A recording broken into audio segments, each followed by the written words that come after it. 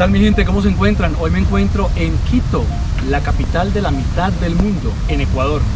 Y vamos a tener una entrevista supremamente especial. Vamos a salir un poquito del contexto de lo que se ha desarrollado este canal con el programa El Día Antes de. Hoy vamos a tener una entrevista muy profunda, muy sensible, de un ciudadano ecuatoriano quien emigró a los Estados Unidos de una forma muy desafiante, hasta peligrosa. Y lamentablemente el desenlace de este viaje no era el que él esperaba. Así que vamos a entrevistar a este ciudadano ecuatoriano, Fabián, que nos va a contar todas sus historias desde que estaba aquí en Ecuador, quién es, de qué parte de Ecuador es y por qué decidió emigrar y por qué particularmente a los Estados Unidos y además cómo lo hizo. Así que acompáñennos en esta experiencia de El Día Antes de, desde Quito, Ecuador.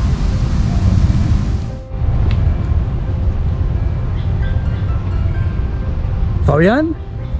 Darío, ¿cómo estás? ¿Cómo estás? ¡Qué gusto! Bienvenido a Quito, Ecuador. Muchísimas gracias. ¿Cómo estás? Aquí, empezando a vuelta la vida. Qué bien. Pues bueno, Fabián, cuéntanos una cosita. ¿Dónde estamos en este momento? Estamos en el Parque La Carolina, uno de los parques más importantes de la capital. Qué bonito parque. Gracias por citarme aquí. Fabián, pues nada, vamos a ir caminando un poquito por aquí. ¿Y qué tal te parece si me vas compartiendo parte de tu historia de vida y pues de esa situación que me tiene tan conmocionado, que es ese proceso migratorio que experimentaste? ¿Te parece? Sí, claro, mamá. Perfecto. Pues Fabián, cuéntanos, ¿tú de qué parte de Ecuador eres? Yo soy de Puerto Quito. Puerto Quito, ¿dónde queda esto? Noroccidente de Pichincha. Ok, perfecto. Más o menos de Quito, ¿cuánto queda? A 3 horas. 3 horas. Sí. Muy bien. ¿Y cómo está conformada tu familia? ¿Cuántos hermanos son? ¿Cómo es esto? Bueno, mi familia es conformada. Somos muy numerosos, de 11. 11 hermanos. 11. Los cuales yo soy el último. Ajá. Y tengo 3 hermanos en España. Los demás viven en Puerto Quito. 2 hermanos aquí en Quito y mi persona. Perfecto. ¿Hace cuánto emigraste desde Puerto Quito a Quito? Hace 12 años. ¿Cuáles fueron las razones? Independizarme. ¿Querías independizarte? Sí, independizarme. Perfecto. ¿Cómo es la vida en Puerto Quito en comparación con Quito? Bueno, la vida es más suelta, pero escasos de trabajo, más que aquí. Actualmente, cuando yo llegué, había bastante trabajo, ahora ya no hay. Entonces, la diferencia es bastante. ¿Qué te pasaba por la mente? ¿Por qué decidiste emigrar? ¿Y por qué particularmente hacia los Estados Unidos? Desde que yo llegué aquí a Quito a los 2 años, siempre quise viajar a los Estados Unidos. Tengo familia, como dije, en España, pero no me llamó. No me llama la atención irme para allá. Entonces, siempre quise ir a los Estados Unidos. Y al cabo de los 12 años de llevar aquí en Quito, decidí irme, vender todo e irme. ¿Por qué, bueno, a qué parte de los Estados Unidos querías ir y por qué? Bueno, me iba a Miami. Ok. Para más o menos establecerme un poco en Miami y después viajar a lo que es a Los Ángeles. Querías irte a Los Ángeles. Ajá. Perfecto. ¿Qué te pasaba por la mente ese día antes de salir? ¿Cómo te sentías? Bueno, en una parte me sentía emocionada, feliz porque iba a realizar mis sueños, y como en los trabajos que he tenido siempre he hablado con mis compañeros que si yo no pongo en mis sueños en pie, nunca lo voy a realizar y voy a quedarme como frustrado en la vida. Entonces lo decidí y lo hice. Pero antes de hacer eso, también tenía algo aquí en mí que me ponía triste porque me alejaba de mi país, de mi gente. Pero llegó el caso que sí lo hice. Lo hice. Ahora, Fabián, tú como ciudadano ecuatoriano tienes la posibilidad de viajar en avión hasta una parte, digamos, de Centroamérica que te ayudaría de alguna manera a recortar un tramo muy largo. Tú me habías adelantado que hiciste todo el recorrido por tierra. Tengo entendido que atravesaste toda Colombia, Panamá, Costa Rica, Nicaragua, Honduras, no sé si pasaste por El Salvador. El Salvador o Honduras, uno de estos dos países, Honduras, ¿no? Honduras, sí. Honduras, Guatemala, México, que es gigante, Así y es. finalmente los Estados Unidos. ¿Por qué viajaste por tierra? Cuéntanos, ¿qué sucedió? Bueno, el plan era viajar hasta Honduras, que teníamos libre visado. Sí. Pero como había unos conocidos que también iban a hacer el mismo viaje, se fueron y lo regresaron. De mi parte, llegué hasta el aeropuerto y allí me dijeron que no podía viajar por la vacuna de la fiebre amarilla, que me faltaban 2 días y no pude viajar. Entonces me dijeron que el pasaje yo podía cambiar la fecha. La cambié para Panamá, pero poniéndola a ver de un punto de vista dije, no, ya estoy fichado aquí en migración de Ecuador, entonces se me complicaría más allá. Entonces decidí irme un día lunes 29 de agosto. Sales un 29 de agosto. 29 de agosto, en eso de las 7:30 de la mañana salgo de aquí, del terminal norte de Quito, hacia la frontera con Colombia. Allí fue mi trayectoria. ¿Cómo fue tu experiencia en cada uno de los países en el tema de seguridad y de solidaridad, tanto de las autoridades como de las personas de cada uno de los países? ¿Cómo te sentiste? ¿Te sentiste respaldado, protegido por las autoridades? ¿Cómo fue cada una de las experiencias? Bueno, en ciertos países, como no descarto también Ecuador, la corrupción existe, pero la gente muy amable. De allí lo que es la policía, todo es dinero, te van sacando dinero por cualquier parte que vayas. O sea, que tú en vez de recibir protección, te sentiste fue vulnerado. Así es, Por parte de porque incluso ellos mismos te cogen y entregan a lo que son los carteles. No hay seguridad. De toda esta travesía por todos estos países sudamericanos, centroamericanos y norteamericanos, ¿dónde te sentiste realmente en peligro? La parte que más sentí miedo fue cuando crucé la selva, porque crucé la selva del Darién, demoré, la ruta más larga que pasé fue de 6 días y medio, y de allí me sentí un poco más temeroso. Fue Guatemala y México, que no hay que descartarlo. México sobre todo, que en la selva siempre te dicen, el primer Darién es la selva, el segundo es México. Así es. ¿Cuánto tiempo estuviste en cada uno de los países aproximadamente? Bueno, dependiendo lo que vamos pasando, para cruzar Colombia demoré en 2 noches y un día sería que llegamos a Necoclí.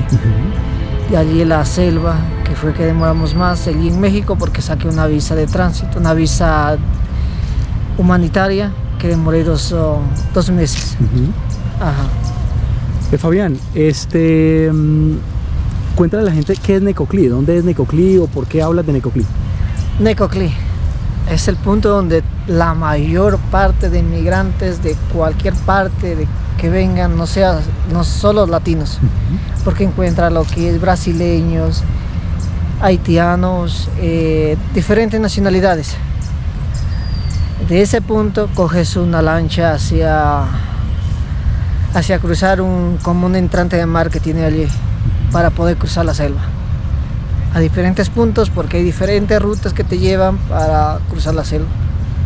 Fabián, ¿ustedes hicieron esto, digamos, con alguien que los guió, lo que les denominan como un coyote, o toda tu travesía fue solo, digamos, sin ayuda de nadie? Bueno, sí pagué.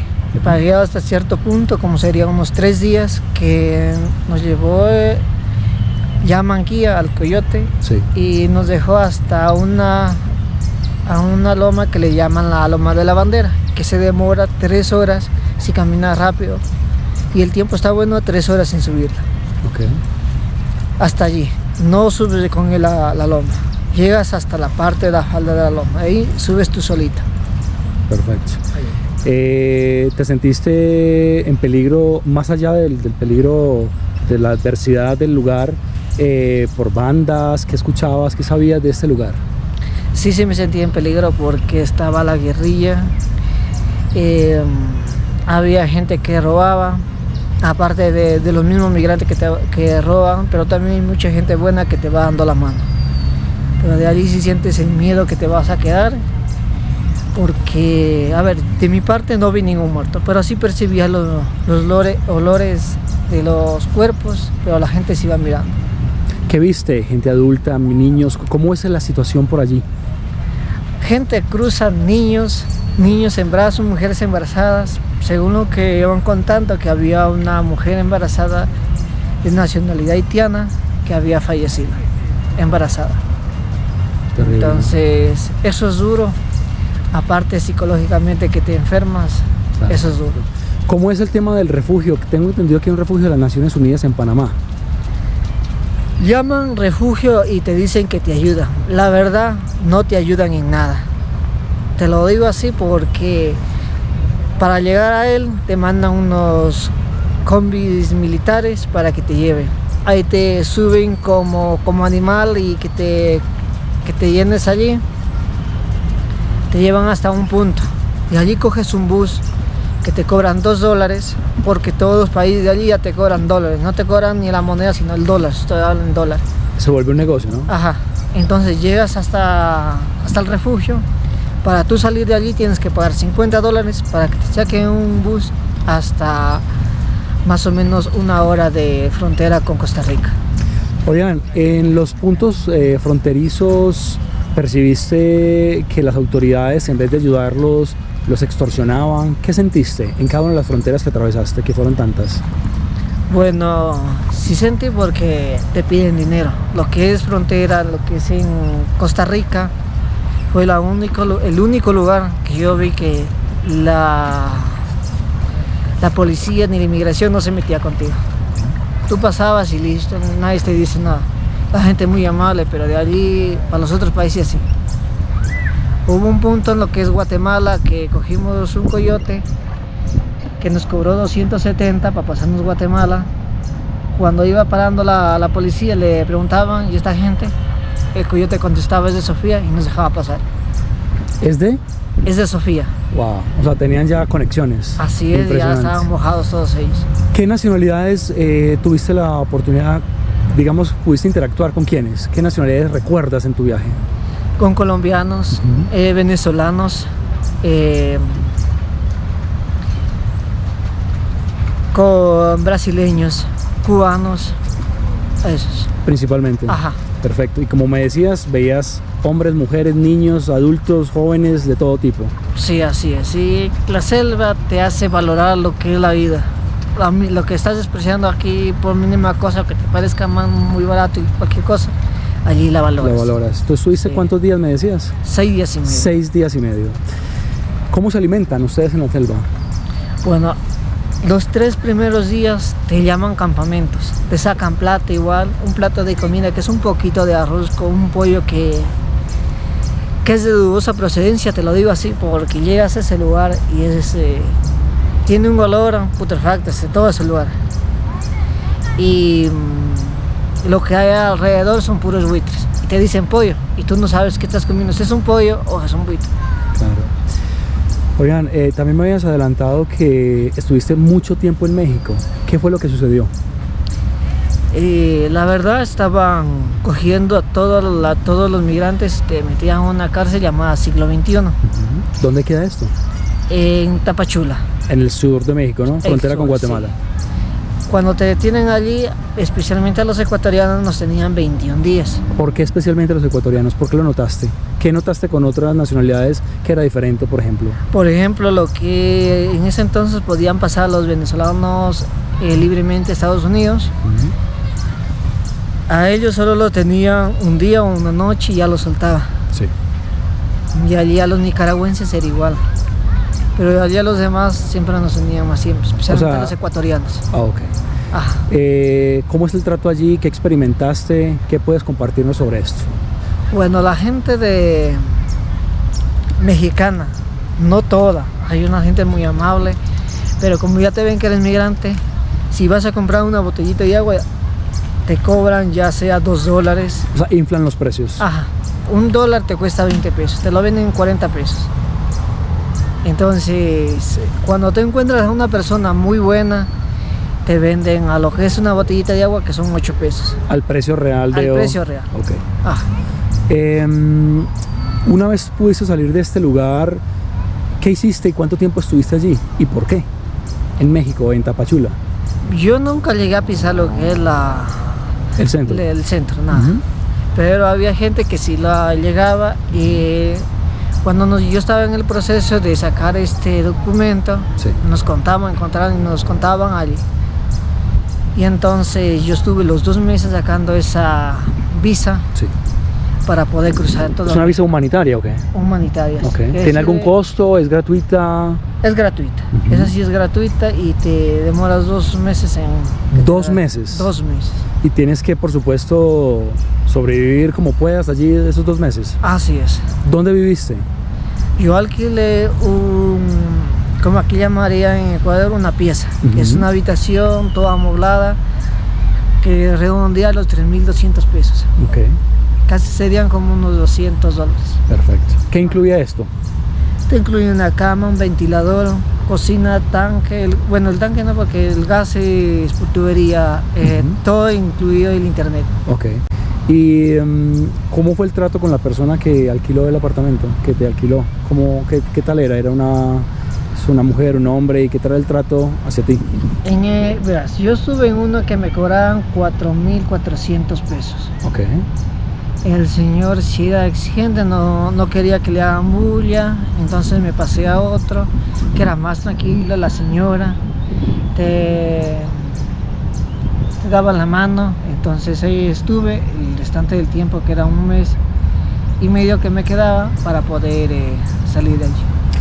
Fabián, el tema de la alimentación, ¿cómo lo manejaste? ¿Dónde comprabas? ¿También notaste que inflaban los precios por ser extranjero? ¿Cómo fue esa experiencia? Ya como un habitante más de Tapachula. Bueno, ahí yo visitaba un supermercado que le llaman la Bodega Urrera. Ujú. Allí es el mercado más económico que yo he visto, allí en Tapachula. Entonces yo compraba allí y me salía más económico y llevaba ahí cocinar. ¿Te podías mover libremente por la ciudad o incluso salir de la ciudad? ¿Cómo era esta situación o qué les recomendaban que hicieran mientras esperabas? Nos daban un documento para estar dentro de Tapachula. Okay. Podías moverte lo que es a una playa que le llaman Playa Linda Ujú. con ese documento, porque eso pertenece a Tapachula. Salir de ese estado, pasarnos a lo que es San Pedro, que pertenece a Oaxaca, ya no te permite. El documento ya no te es válido. Okay. Entonces allí te coge la migra. ¿Ese documento al cuánto tiempo de llegar se lo entregan a la persona migrante? Ese documento es un permiso para estar dentro de Tapachula, te lo entregan el mismo día, pero te toca hacer una cola o dormir así allí para que hagas una cola y te puedan entregar ese documento. ¿Ese lugar donde te entregan el documento es el mismo o cerca al centro de detención siglo XXI, me decías que se llama, o es otro completamente diferente? Otro completamente diferente. Perfecto. Ese se llama Comare. ¿Cómo se llama, perdón? Comare. ¿Qué percibías a los alrededores de ese lugar? ¿Estaban las personas tramitadoras que intermedian, que tú sacar dinero? ¿Qué experimentaste durante esos procesos? No, la verdad allí no había, porque todo es personal y no había. Más bien por redes sociales, que la misma Comar tenía, los tramitadores se hacían pasar como un migrante más para poderte decir que ellos te ayudaban. Entonces la gente ya sabía que eran ellos y que te estafaban, entonces ya no se metían a hacer nada con eso. Cuando llegue ese momento tan esperado, después de, nos decías 2 meses, ¿no? De Sí, espera. así es. ¿Cómo te enteras que te llegó el documento de la visa humanitaria? ¿Y cómo es eso de la visa humanitaria? Cuéntanos, por favor. Después de pasar lo que es el proceso de Comar, te vas a migración. Entonces en migración te dan una cita para que vayas tú a lo que es las fotos y huellas dactilares. Sí. Entonces ese mismo día te lo entregan. Si no te lo avanzan a entregar ese mismo día, te lo entregan al otro día en la tarde. Es tipo un DNI. Perfecto. Entonces con eso tú te puedes movilizar dentro de México. ¿Cuánto tiempo te permiten? 1 año. Te dan Un año un año. puedo estar allí. 1 año. Perfecto. Así es. Y te permiten trabajar, es decir, te permite estar como en una situación legal, ¿no? Excelente. Ujú. Entonces te permite trabajar y movilizarte a cualquier parte de México. Entiendo. Así es. Fabián, cuando ya recibes este documento, ¿qué sigue? ¿Qué haces?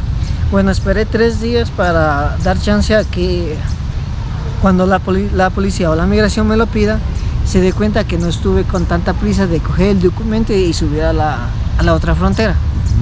Entonces esperamos 3 días para poder subir. Son muchísimas las personas que veías en esas situaciones. Así es, muchas. Sí, todas las mucha nacionalidades. gente. Sí, cuando hace el proceso de coma hay gente que se va a otra ciudad llamada Hidalgo por intentar hacer rápido el documento, y a veces les dan un documento falso, lo cual cae en el momento de los retenes. Cuando viajaste al norte de México, frontera con Estados Unidos, ¿cómo viajaste y hacia dónde viajaste? Bueno, yo pagué el bus, compré un pasaje que llaman buses de primera clase hacia la Ciudad de México. Y allí de la Ciudad de México compré esa tarde el pasaje para el otro día volver a subir a la ciudad de Juárez. ¿Cuánto tiempo tardaste, Fabián, en todo ese tramo? Bueno, si lo pongo a ver sin descanso en la Ciudad de México, que serían 3 días. 3 días viajando en bus. Así es. Y la experiencia, el trato del conductor, de la empresa, de los demás pasajeros, y si había autoridades que subían a verificarles, ¿qué tal era? Bueno, el trato del conductor, todo bien, no hubo ningún problema. Sí hubo lo que es retenes, nos paró de lo que es Tapachula hasta la Ciudad de México, hubieron 7 retenes, los cuales todos pasamos con el documento. Solo bajaron al primer retén, bajaron a una pareja porque llevaban el permiso de abandono del país para primera frontera. Entonces los bajaron y allí todos llegamos tranquilos hasta la Ciudad de México. Perfecto, o sea, no hubo corrupción, no percibiste nada. Perfecto. ¿Y lo mismo hacia el norte, desde Ciudad de México también? En la Ciudad de México, para subir al norte, llegué hasta la Ciudad Juárez, que hubo un retén de los militares. El único, porque ya me habían dicho que habían bastantes igual de retenes y que tenga cuidado porque podían estar los de los carteles en la vía. Sí. Entonces los militares simplemente nos vieron el documento, ni siquiera nos cogieron el documento, nos miraron y se bajaron y ya. Eso un respeto, un trato digno. Así es. Perfecto. Bueno, Fabián, nos aproximamos a este momento impresionante. Llegas entonces al destino en el norte de México, que nos decías qué ciudad era. Ciudad de Juárez. Ciudad Juárez. ¿Qué pasa allí? ¿A dónde llegas y luego qué es lo que sucede? Veas, yo viajé con un amigo que es cubano. Sí. Me encontré allá con una amiga guatemalteca, una hermana de ella y el hijo de ella. Sí. A ella la habíamos conocido acá, lo que es en Tapachula, cuando estaban sacando el proceso de la visa. Sí. Entonces, cuando yo viajé a la Ciudad de México, yo iba adelante y ella venía atrás en otro viaje, en otro bus. Íbamos comentándonos cómo estaban los retenes. Ella pasó por el mismo proceso tuyo, visa humanitaria, todo. Ajá. Entonces, cuando de Ciudad de México a Ciudad Juárez, ella viajó adelante. Sí. Y nosotros atrás en otro bus. Lo cual llegamos y nos encontramos en Ciudad de Juárez. Y allí cogimos un taxi que nos cobró 500 pesos por cada uno y nos a dejar a un lugar llamado La X. La X es una X grande pintada de rojo que se la ve. ¿Es como un parque o qué? ¿El lugar donde está ubicado? Sí, parecido a un parque. Sí. Pero hay vías como unas autopistas que te toca cruzar corriendo. ¿A qué hora llegaste? 7 de la noche. 7 de la noche. Ajá. ¿Qué tal el clima?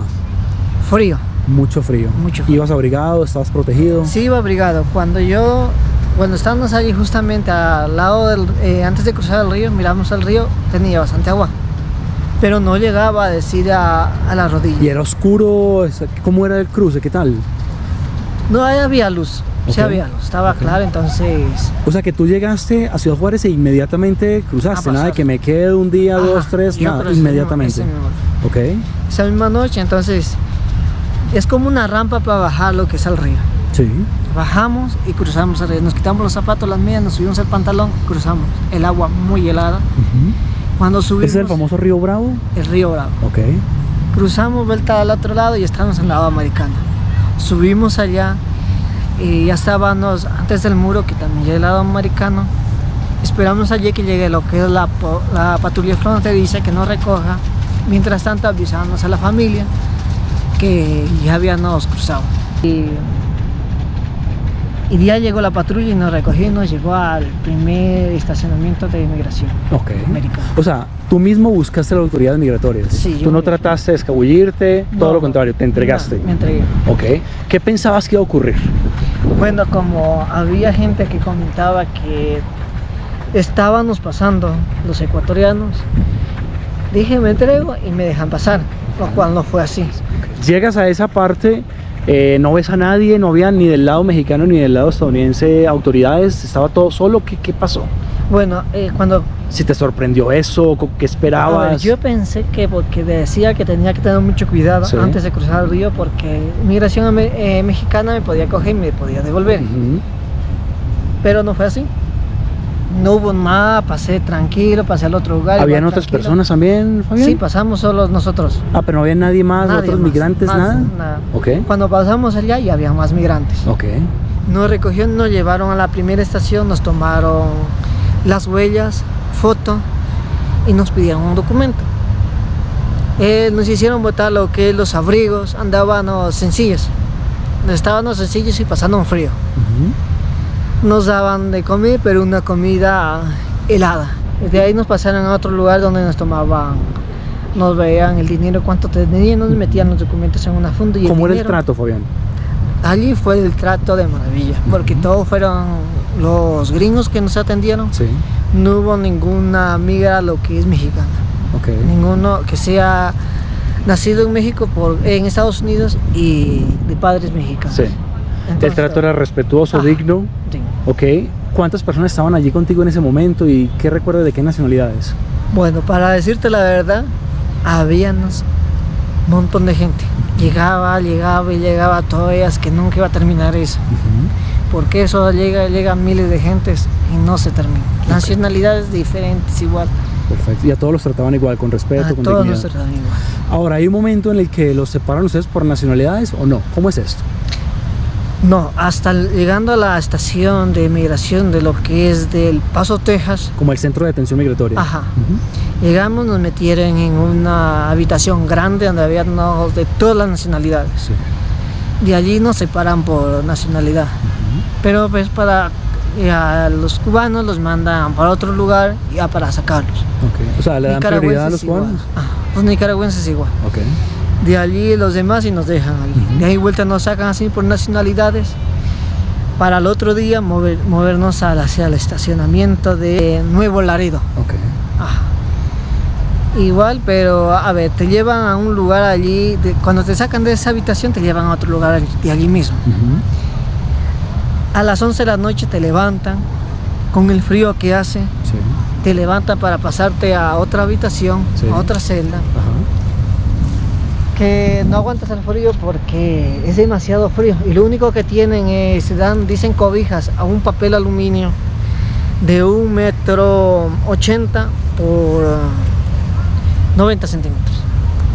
Lo cual no te abriga nada, no te da calor, no es nada. ¿Cómo son las camas, si es que las hay? ¿Cómo es esto? ¿Y los No, baños? son colchonetas. Y los Colchonetas, baños, todo en el piso. todo en el piso. Ok. En la primera, lo que es la habitación que te digo que es gigante, los baños, las puertas son pequeñas. Ok. Las puertas llegan tal vez a medir unos 40 ¿Te centímetros. llamó mucho la atención eso? Sí, mucho, porque del piso te dejan un espacio así. De allí es un espacio así, que solo tapa. Y por ahí pasa la gente, te ve, pero ya tú tienes que hacerlo porque no tienes de otra forma. Claro. Agüita caliente, alimentación, ¿cómo es eso? No, no te dan agua caliente. O sea, para bañarte en ese frío es con agua fría. No, allí no te bañes. Ah, no hay posibilidad de bañarse. Allí en No importa cuánto esa dures. estación migratoria no te dan. Ok, Allí te dan agua helada, a pesar que hace frío. ok, De allí como cuando me cambiaron para lo que es a Nuevo Laredo, ok. es un estado que hace mucho calor. Sí. Te meten en una calefacción demasiado extrema que tú tiemblas de frío, pero no tienes con qué abrigarte. Allí sí te tratan bien mal también porque hay gente que trabaja en migración que es nacida en Estados Unidos pero de padres mexicanos. De origen latino, sí. Así es. Entonces te tratan mal cuando están solos. Cuando están los gringos, ya ellos se callan, no dicen nada. Increíble, ¿no? Así es. Allí sí ya hay duchas en este lugar. ¿Cuánto Sí. estuviste en el primer lugar, Fabián? Allí estuve 2 días. 2. ¿Y en el otro cuánto estuviste? Estuve 9. En este donde estuviste 9 días, ¿ya sí hay facilidades para bañarte, esas cosas? Sí, solo nos hicieron bañar 2 días. Y tenían De 9 días. ¿Te pudiste bañar 2 días? Sí. Ok. de los cuales solo nos daban 3 minutos para bañarnos. Ok, ¿y habían camas o igual colchonetas en el piso? ¿Cómo era? Colchonetas. Allí ya llaman celda las habitaciones. Ujú. Entrábamos 53 migrantes.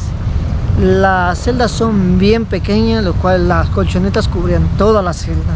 Cuando colocábamos, y ahí nos tocaba dormir a todos, allí a veces dos personas en una sola colchoneta, y allí acomodándonos para poder dormir. ¿La alimentación cómo era, Fabián? Si es que había. Sí había la alimentación y te daban unos burritos helados. A veces te daban una buena comidita, te daban fruta. ¿Dos comidas al día? ¿Tres? ¿Cómo era? Tres comidas al día. Ujú. Pero ya te digo, no era una buena comida, y el agua igual te daban agua en botellita. Los baños ya cambiaron porque ya eran más personales. Y- ¿Agua caliente para ducharte? Sí, eso ya ¿Las 2 días que te duchaste? Sí, ellos te llevan vuelta a las duchas, pero es en otro lado, dentro de ese mismo lugar. Ok. ¿Que podías comunicarte con tu familia, dejar saber que estabas bien o estabas totalmente incomunicado? Incomunicada. Ok. Allí no te dejan ni comunicarte. Si tú te sientes mal, te tratan mal. Tienes que más o menos hacerte el muerto para que ellos te lleven a lo que es a enfermería. Fabián, finalmente, durante esos 9 días que estuviste, ¿qué pensabas que iba a ocurrir? ¿Qué te decían? Si es que te decían algo, ¿cómo es eso? ¿Es una incertidumbre total? Bueno, tú preguntas, pero la gente no te contesta. Normalmente si es de origen que tiene padre latino, lo de migración, te tratan mal y no te contestan. Te dicen que ese país es de ellos y no tuyo. Que tú tienes que callarte y hacerles caso a lo que ellos digan. O sea, hablan con soberbia, ¿no? Ajá. Con altivez. Si te dicen también lo que somos unos arrastrados los migrantes que estamos allí. Que llegamos solo para joder la vida. Así les decían. Ajá. ¿Te llegaron a decir eso o escuchaste que se lo dijeron a alguien? Nos llegaron a decir a todos los que estábamos allí, a todos los migrantes nos trataban de contra mal. Y decías que cuando llegaban otras personas de migración anglosajones, ellos cambiaban ahí mismo la actitud. O sea, se Sí, notaban. allí ya no decían nada y totalmente se callaban la boca. Fabián, este momento final, el 9º día, ¿qué sucede? Bueno, antes de llegar a que nos saquen de allí fue en la tarde. Tú no sabías nada, nunca sabías nada. No, y bueno, ya nosotros ya no sospechamos porque era muy raro que en 9 días Sí. no se nos pronuncie nada. Ujú. Entonces ya los que estábamos allí en esa celda, que eran los ecuatorianos, también metían a todos los migrantes que van a deportar, los mezclan. Que estaban los colombianos, venezolanos, hondureños, de El Salvador, de Guatemala y ecuatorianos. Entonces, ¿qué pasó ese 9º día? Ese 9º día fue en la mañana, que de las 4 de la mañana que nos levantaron para llevarnos, sacaron de allí, nos estuvieron sentados hasta las 6 de la mañana para después subirnos en un bus, nos pusieron esposas en los pies y en las manos para llevarnos a un avión. Ahí te enteraste de todo. Y no, ya allí tampoco te dicen nada, te lo dicen cuando estás subido en el avión y el avión ya despega, ya está volando. O sea, no te avisan nada. Nada, no te dicen nada. Para ti te hicieron una expulsión, una deportación de Estados Unidos y no te enteraste sino estando ya en el avión. Ya cuando estás volando, allí te enteres. O sea, no hay Allí te opción dicen, de ahí que- te dicen que estás siendo expulsado. ¿Tuviste alguna entrevista? ¿Te dieron alguna opción estando allí Nada. de recurrir a algún abogado? Nada, ¿Al consulado ecuatoriano? Nada. Yo tuve contacto con el amigo cubano, Sí. a él hicieron todo, pero los que estábamos allí simplemente nos tomaron las huellas, la foto y nada más. Jamás nos preguntaron qué iban a hacer, ¿Por una qué están entrevista. aquí? Ajá, nada. Llegamos y nos llevaban muy bien y listo. Jamás nos preguntaron nada. Fabián, ¿cómo fue ese vuelo de repatriación? ¿Qué ocurrió allí? ¿Cómo fue eso? ¿Fue directo? ¿Fue con escala en algún otro país? ¿Con otras nacionalidades? ¿Cómo fue esto? Fue con escala en El Salvador porque iban a cargarlo al avión que le iban a llenar de combustible. De ahí nos trajeron de vuelta directo hacia la O sea, ciudad de todos Guayaquil. eran ecuatorianos los que eran en ese vuelo. Todos eran ecuatorianos. ¿Y a dónde llegaste? A Guayaquil. Éramos 153 ecuatorianos. Ok, perfecto. Fabián, ¿qué te pasaba por la mente en ese momento en el que estabas regresando? Que me imagino estabas en una situación crítica, emocional, pero ¿qué pensabas? Bueno, la verdad, ya me tocaba aceptarla. Ya no había marcha atrás ni decir porque lo hice, ya estaba hecho, ya estaba hecho. Me tocaba, lo único que pensaba que me tocaba empezar de cero. Claro, ¿cómo llegaste aquí? ¿Con qué llegaste? ¿Con qué pertenencias? Habiendo vendido todo lo que tenías. Con la ropa que traía, lo único. Y los documentos, nada más. ¿Solo con la ropa que traías? Así es. ¿Tu teléfono? ¿Te entregaron tu teléfono? Mi teléfono, me entregaron el dinero, también tenía pesos mexicanos que aún los cargo conmigo. Y ahí nada más. Listo. O sea, llegas a Guayaquil y quedas como sin saber qué hacer, qué pensar. Ajá. Es algo todo tan rápido, no tan tiempo como a preparar nada, ¿no? Así es. Nada de eso. Y ahí te sueltan, allí, como ya es personas ecuatorianas, ya te tratan bien, ya no te tratan mal. ¿Qué fue eso? ¿Cómo fue eso, ese proceso inmigratorio aquí en Ecuador, en Guayaquil? ¿Cómo te trataron? ¿Qué te dijeron?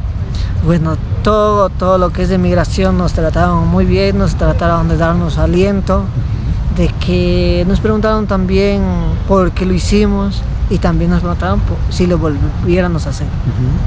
¿Cuál es tu respuesta en este momento, Fabián? ¿Y qué le dirías a las personas que están pensando hacerlo? Este video es importante que la gente sepa que no estamos incentivando a nadie para que haga nada. Estamos contando la experiencia de una persona que está narrando desde sus vivencias todo lo que él experimentó, pero no queremos que piensen que estamos incentivando desde ningún punto de vista a nadie. Pero, ¿qué piensas en este momento, habiendo ya tenido esa experiencia, y qué le dirías a las personas que están pensando en hacerlo, Fabián? ¿Cuáles son tus apreciaciones?